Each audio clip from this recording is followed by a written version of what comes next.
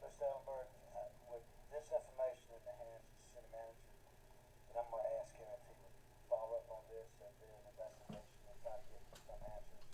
Ms. Mitchell? I'd be glad to. I think that would be the more appropriate route since the police chief does report to me. And so,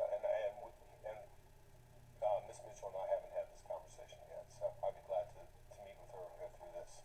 And Karen, this is highly inappropriate for you to come here and draw this body into this. It is not highly inappropriate. I am a citizen. I am a business owner.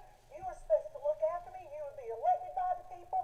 And the people in these reports are not just me, Wayne. I understand. They are not just me. Hold on. Ms. Mitchell, would you allow the city manager time to investigate this and get back with you on these matters and also back